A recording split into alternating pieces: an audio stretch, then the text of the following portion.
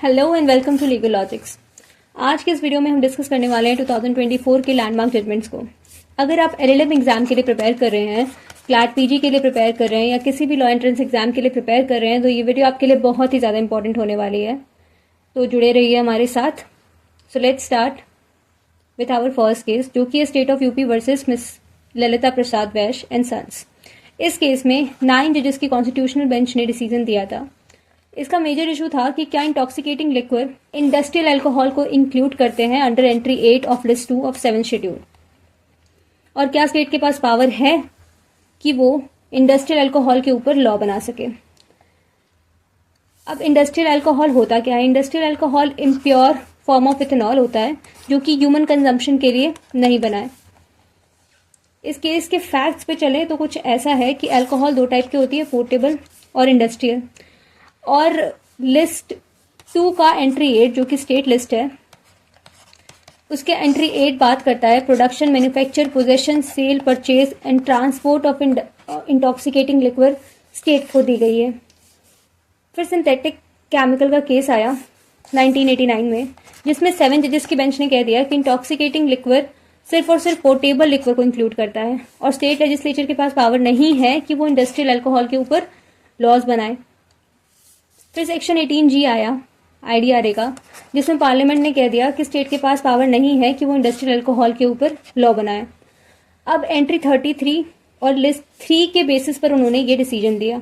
अब एंट्री 33 कहता है कि स्टेट और यूनियन गवर्नमेंट दोनों के पास पावर है कि वो लॉ बना सके किसी भी प्रोडक्ट पे इंडस्ट्री के, अनटिल और अनलेस वो चीज़ पब्लिक इंटरेस्ट के अगेंस्ट ना हो।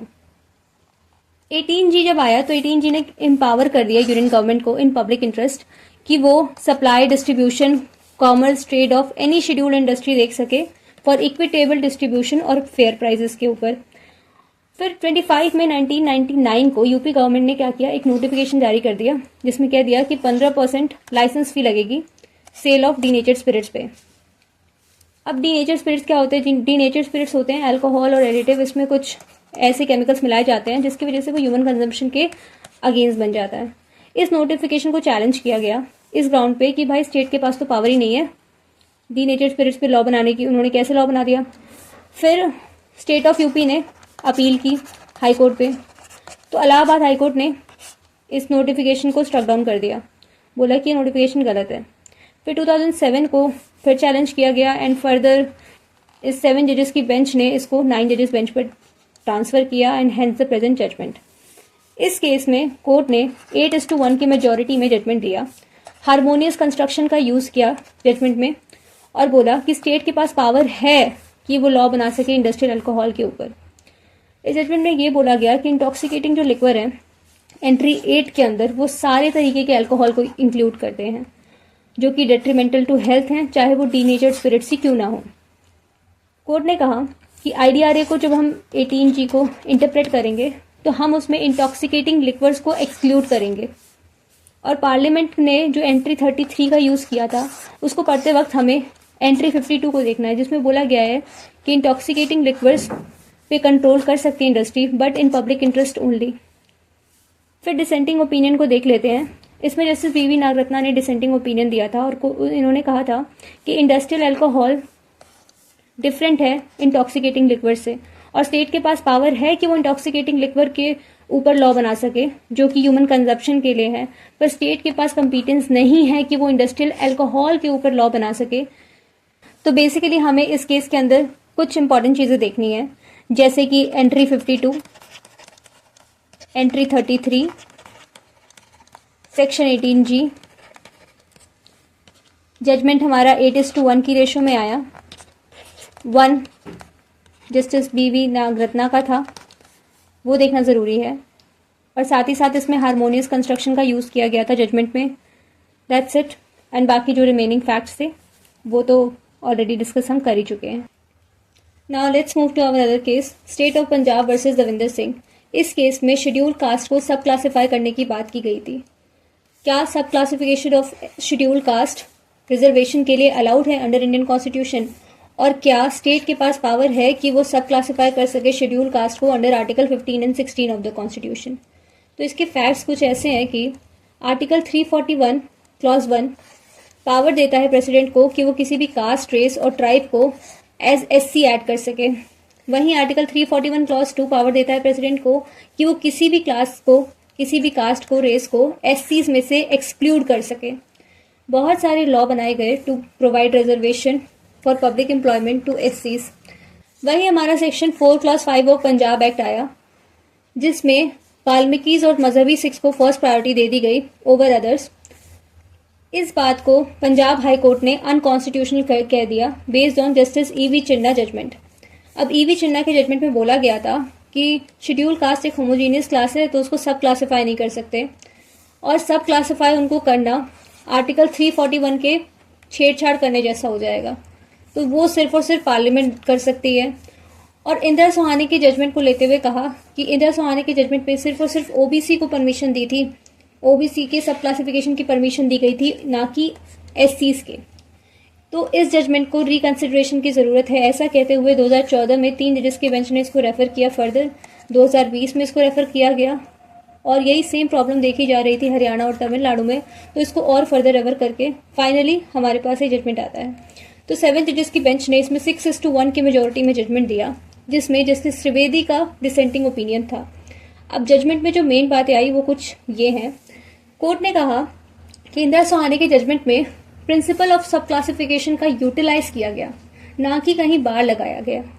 कोर्ट ने कहा कि इंदिरा सोहानी के जजमेंट में ये तो कहा गया कि ओबीसी का सब क्लासिफाई किया जाएगा, पर कहीं भी ये नहीं कहा गया था कि एससीज का सब क्लासिफिकेशन नहीं किया जा सकता। कोर्ट ने कहा कि एससी एक होमोजीनियस क्लास है, जैसा कि एनएम थॉम्पसन के केस में कहा गया था, पर फिर भी उनके बीच इनइक्वालिटी एग्जिस्ट करती है। इंटेलिजिबल डिफरेंशिया होने के कारण आर्टिकल 15 और 16 में स्टेट के पास पावर है कि ये उनके ऊपर इनको सब क्लासिफाई कर सके under article 216 of the constitution. अब वहीं now moving to article 341 clause 2, जो कि पावर रिजर्व करता है प्रेसिडेंट की कि वो किसी भी राइट को, किसी भी क्लास को कास्ट, रेस के बेसिस पर एससी में ऐड कर सके। तो कोर्ट ने कहा कि ये पावर सिर्फ और सिर्फ प्रेसिडेंट के पास रिजर्व है, पर किसी भी जब हम एससी क्लास को सब क्लासीफाई कर रहे हैं, तो हम तो ना तो किसी क्लास को बाहर निकाल रहे हैं, ना ही किसी एक्स्ट्रा क्लास को इंक्लूड कर रहे हैं। तो जब तक किसी क्लास को इंक्लूड या एक्सक्लूड नहीं किया जा रहा है, तब तक स्टेट के पास पावर है कि वो सब क्लासीफाई कर सके। ऑल्सो कोर्ट ने क्रीमी लेयर के कॉन्सेप्ट में ये कहा कि क्रीमी लेयर का concept time to time evolve होना चाहिए। ऐसा ना हो कि कोई एक क्लास सारी बेनिफिट उठा रही है रिजर्वेशन की और बाकी जो क्लासेस हैं वो उसका कोई भी फायदा नहीं उठा पा रहे। तो कोर्ट ने कहा कि इस प्रिंसिपल को शेड्यूल कास्ट पर अप्लाई करना सही रहेगा, बट ये जो प्रिंसिपल है वो ओबीसी से अलग होने चाहिए। इनके लिए नए प्रिंसिपल्स बनाने की ज़रूरत है जो कि ओबीसी से अलग हो, ना कि सेम प्रिंसिपल एससीज पर अप्लाई किए जाए। Before moving to our third case, I would like to ask you, आपको क्या लगता है कि मिनिस्टर्स के पास कॉन्स्टिट्यूशनल राइट है to take bribe? What do you think कि क्या मिनिस्टर्स रिश्वत ले सकते हैं? ऐसा संवैधानिक अधिकार है उनके पास? हमारा नेक्स्ट केस इसी बात के अराउंड रिवॉल्व करता है, Sita Soren versus union of India. इस केस के इशू कुछ इस तरीके से हैं कि क्या लेजिस्लेटर के पास इम्यूनिटी है under article 105 clause 2 and article 194 clause 2 कि वो रिश्वत एक्सेप्ट कर सकते हैं टू वोट इन पार्लियामेंट और इन स्टेट लेजिस्लेटिव असेंबली। तो फैक्ट्स पर चले तो फैक्ट्स कुछ ऐसे हैं कि 2012 में जब इलेक्शन कमीशन ऑफ इंडिया ने वैकेंसी निकाली थी राज्यसभा में झारखंड से 2 सीट फिल करने को, तो उस इलेक्शन को बीच में रोक देना पड़ा क्योंकि ऐसे एविडेंसेस मिले जो इलेक्शन की इंटेग्रिटी को हार्म कर रहे थे। जब सीबीआई इन्वेस्टिगेशन हुई तो पता लगा कि पिटिशनर ने 50 लाख रुपए रिश्वत लिए हैं राज्यसभा में कैंडिडेट का नाम नॉमिनेट करने के लिए, और साथ ही साथ एडिशनल 1 करोड़ रुपए लिए हैं वोट उस कैंडिडेट के फेवर में करने के लिए। जब ये बात पता लगी तो पिटिशनर के ऊपर ब्राइबरी के, क्रिमिनल कॉन्स्पिरेसी के, क्रिमिनल मिसकंडक्ट के चार्जेस लगे। इनिशियली पिटिशनर के ऊपर ब्राइबरी के चार्जेस लगे थे क्योंकि पिटिशनर ने वोट उनके फेवर में कास्ट किया हो, बट ऐसा पता लगा कि वोट एक्चुअली में उनके फेवर में किया ही नहीं गया था। तो पिटिशनर ने पीवी नरसिम्हा राव के जजमेंट का सपोर्ट लिया और हाई कोर्ट में प्ली फाइल की। पीवी नरसिम्हा राव के जजमेंट में सुप्रीम कोर्ट ने हेल्ड किया था कि पार्लियामेंटेरियंस के पास जो इम्यूनिटी है वो सिर्फ और सिर्फ लिमिटेड नहीं है एनीथिंग सेड और एनी वोट गिवन, बट वो एक्सटेंड करती है टू अ स्पीच और vote in legislature as well. पर झारखंड हाईकोर्ट ने इस प्ली को रिजेक्ट कर दिया और इस केस को फर्दर 7 जजेस की बेंच पे रेफर कर दिया। Now moving to the judgment, supreme court ने इस केस में एनोनिमसली हेल्ड किया कि आर्टिकल 105 और आर्टिकल 194 क्लॉज 2 की जो इम्यूनिटीज हैं वो ब्राइबरी को लेके एक्सटेंड नहीं करती हैं।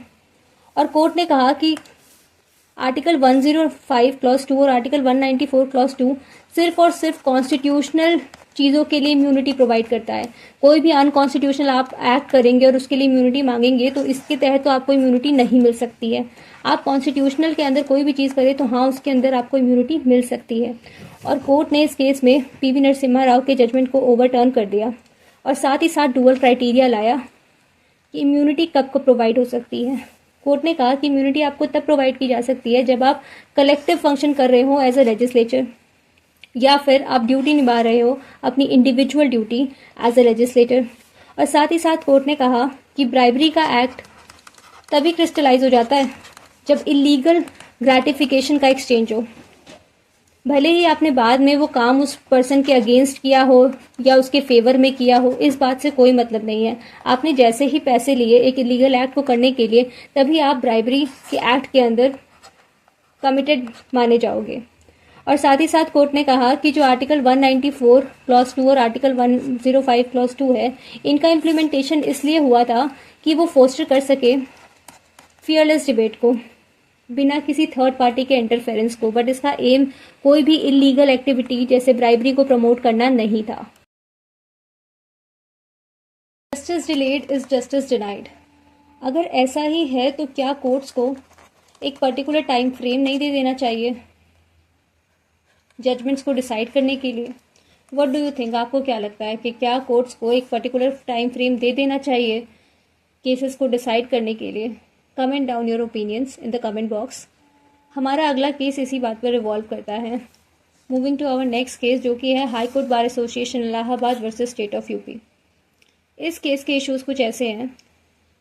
क्या सुप्रीम कोर्ट के पास पावर है कि वो ऑर्डर दे सके हाई कोर्ट को कि जितने भी स्टेइंग प्रोसीडिंग्स हैं वो ऑलरेडी ऑटोमेटिकली कैंसिल हो जाए after a certain period of time? मतलब जितने भी इंटरिम ऑर्डर्स हैं हाई कोर्ट के स्टेइंग प्रोसीडिंग के, वो सारे के सारे ऑटोमेटिकली एक्सपायर हो जाए सर्टेन पीरियड के अंदर। क्या ऐसा ऑर्डर सुप्रीम कोर्ट दे सकता है? और क्या सुप्रीम कोर्ट के पास पावर है कि वो हाई कोर्ट को डायरेक्ट कर सके कि cases with in a fix time period he decide किए जाए? अब इसके फैक्ट्स कुछ ऐसे हैं।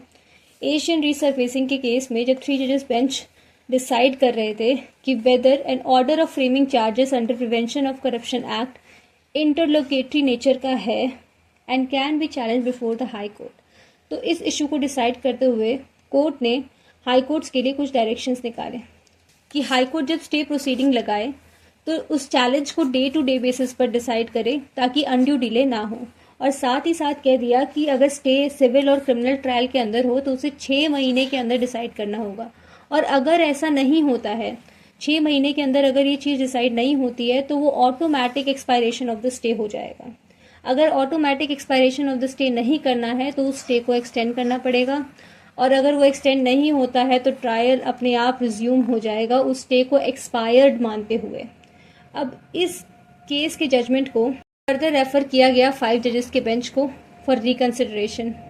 तो सुप्रीम कोर्ट का डिसीजन कुछ इस तरीके से आया। कॉन्स्टिट्यूशनल बेंच ने ऑटोमेटिक एक्सपायरेशन को इम्परमिसिबल बता दिया। कहा कि ऐसे ऑटोमेटिक एक्सपायरेशन तो आप नहीं कर सकते।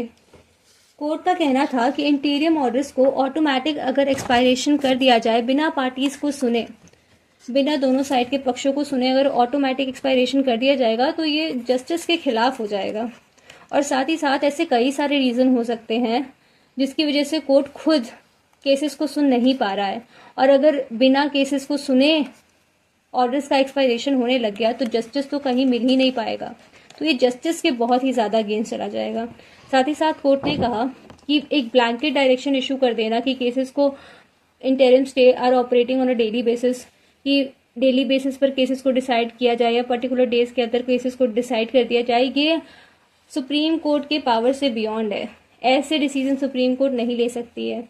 और कहा हाई कोर्ट खुद एक इंडिपेंडेंट बॉडी है, हाई कोर्ट एक subordinate body of supreme court नहीं है, हाई कोर्ट एक इंडिपेंडेंट बॉडी है। और साथ ही साथ कोर्ट ने यह भी कहा कि जो एक्सपायरेशन पावर अंडर आर्टिकल 142 है वो सिर्फ और सिर्फ स्पेशल सर्कमस्टांसेस में ही अप्लाई किए जाएंगे।